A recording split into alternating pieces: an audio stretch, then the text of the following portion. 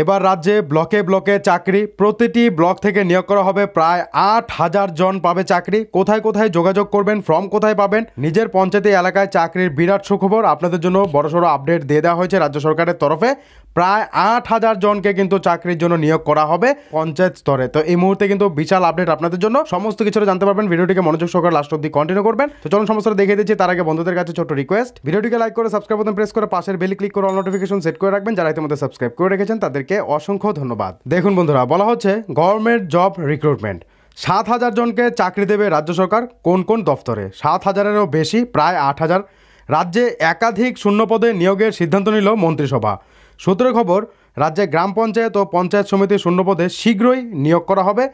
আজ বৃহস্পতিবার রাজ্যের মন্ত্রিসভার বৈঠকে এই সিদ্ধান্ত নেওয়া হয়েছে। তো বৃহস্পতিবারে কিন্তু এই সিদ্ধান্ত নেওয়া হয়েছে আপনাদের জন্য যে রাজ্যের গ্রাম পঞ্চায়েত ও পঞ্চায়েত সমিতির পদে কিন্তু আপনাদের জন্য শীঘ্রই নিয়োগ করা হবে। আপনাদের আবেদনও শুরু হয়ে যাবে।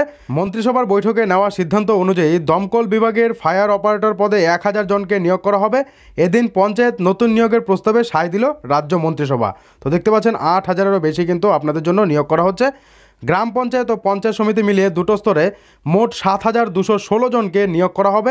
সূত্রের খবর, গ্রাম পঞ্চায়েতে মোট ৬,৬৫২ জনকে নিয়োগ করা হবে আর পঞ্চায়েত সমিতিতে শূন্যপদের সংখ্যা ৫৬৪। অর্থাৎ সব মিলিয়ে গ্রাম পঞ্চায়েত ও পঞ্চায়েত সমিতির বিভিন্ন পদকে মোট ৭,২১৬ জনকে নিয়োগ করতে চলেছে রাজ্য সরকার। নবান্নের তরফে শীঘ্রই এই ব্যাপারে বিজ্ঞপ্তি প্রকাশ করা হবে। তো আপনাদের জন্য কিন্তু বিশাল সুখবর এটা। ৭,২১৬ জনকে কিন্তু নিয়োগ করা হবে আর ফায়ার অপারেটর পদেও ১,০০০ জনকে নিয়োগ করা হবে। তো দেখতে পাচ্ছেন বিশাল শূন্য পদে আপনাদের জন্য খুব শীঘ্রই নোটিফিকেশন জারি করা হচ্ছে। আপনারা সরাসরি আবেদন করতে পারবেন। মন্ত্রী মানস ভূঁইয়া সংবাদ মাধ্যমকে জানান, এদিন ক্যাবিনেট বৈঠকে রাজ্যের গ্রাম পঞ্চায়েত স্তরে শূন্যপদের নিয়োগের বিষয়ে সিদ্ধান্ত নেওয়া হয়েছে। পঞ্চায়েত স্তরে শূন্যপদের সংখ্যা ৬,৬৫২টি এবং ৫৬৪টি শূন্যপদ রয়েছে পঞ্চায়েত সমিতিতে। তো এই সমস্ত শূন্যপদে কিন্তু আপনাদের জন্য বিজ্ঞপ্তি জারি হচ্ছে এবং আপনারা সরাসরি আবেদন করতে পারবেন। এবার সমস্ত ডকুমেন্ট রেডি করে রাখুন, তার সাথে সাথে আপনারা অবশ্যই প্রিপারেশন শুরু করে দিন। ভ্যাকেন্সির জন্য যদি আপনি অপেক্ষা করেছিলেন তাহলে আপনাদের জন্য গুড নিউজ, খুব শীঘ্রই কিন্তু আবেদন শুরু হয়ে যাচ্ছে। যখনই আবেদন শুরু হবে আমি আপনাদেরকে ভিডিওর মাধ্যমে জানিয়ে দেবো। এই ছিল আপনাদের জন্য একটা আপকামিং আপডেট যা আপনাদের সঙ্গে শেয়ার করার চেষ্টা করলাম। এখান থেকে কিছু জানা থাকলে কমেন্ট করবেন, তোদের চেষ্টা করবো বা ডেডিকেটেড ভিডিও বানিয়ে দেবো।